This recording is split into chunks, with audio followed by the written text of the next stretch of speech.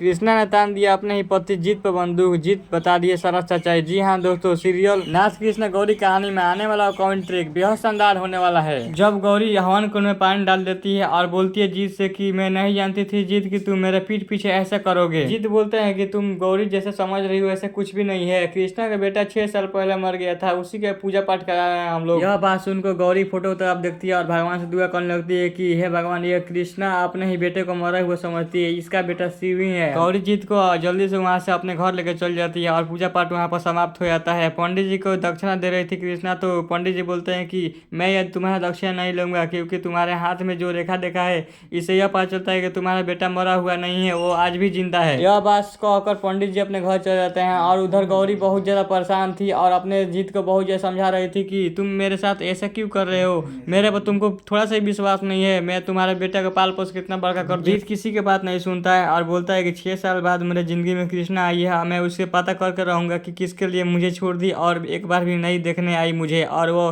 किसका बेटी लेकर घूम रही है, उसका पिता कौन है, यह मुझे पता करके ही रहूंगा। जीत की माँ बोलती है कि बेटा तुमको कृष्णा भूल गई है, अगर नहीं भूली होगी तो तुमको 6 साल में एक भी बार मिलने नहीं आती और वो किसका बेटा लेके घूम रही है। जीत बोलता है कि मुझे यही तो पता करना है और वहां से चल जाता है गोपिका स्कूल और एक स्टाफ से उसका जन्म प्रमाण पत्र मांगता है। कुछ पैसा देता है तो वो जन्म प्रमाण पत्र ला कर दे देता है जीत को, लेकिन वहां पर गौरी एक चाल चल देती है और उससे ज्यादा पैसा देकर उसे गलत प्रमाण पत्र दिवा देती है। इधर कृष्णा को रात में नींद नहीं आ रहा था और वो ये सोच सोच के परेशान थी कि पंडित जी ऐसा क्यों बोले कि तुम्हारा बेटा जिंदा है और वो आसपास ही है, मैंने अपने आंखों से उसको नदी में बहते हुए देखा है। दादी उसको जागते हुए देखती है तो आके बहुत समझाती है कि बेटा पंडित जी लोग झूठ नहीं बोलते हैं, लो उनका बात सच भी हो सकता है और कुछ समझ में नहीं आता है तो सब भगवान के भरोसे छोड़ दो, तुम्हारा समस्या का हल जरूर करेंगे। और सुबह कृष्णा के पास कॉल आता है कि कोई स्कूल के लाइब्रेरी में घुस गया और सारे पेपर चोरी कर रहा है। कृष्णा वहां जाने से बहुत ज्यादा घबरा रही थी क्योंकि वहीं पर वो अपने बेटा और पति दोनों खो दी थी। गौरी घर आकर जूस पी लेती है और बोलती है कि मुझे माफ करना जीत, मैं तुमसे कृष्णा को कभी भी नहीं मिलने दूंगी और यह भी पता नहीं चलने दूंगी कि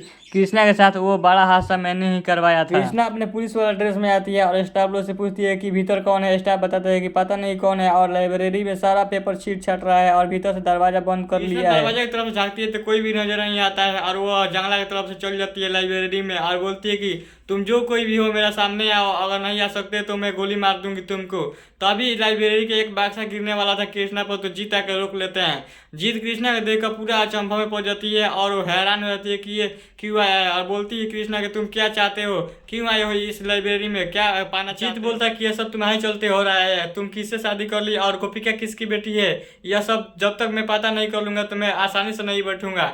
कृष्णा अपने बंदूक निकालती है, बोलती है कि तुम कानून के खिलाफ जा रहे हो और उसको तान देती है। तो सब लोग क्या लगता है कि कृष्णा गोली चला पाएगी जीत पाए या नहीं, अपना कमेंट जरूर बताएं और इसी तरह की वीडियो देखने चैनल सब्सक्राइब कर, लाइक कर, शेयर कर। मिलते हैं एक वीडियो तो जय हिंद।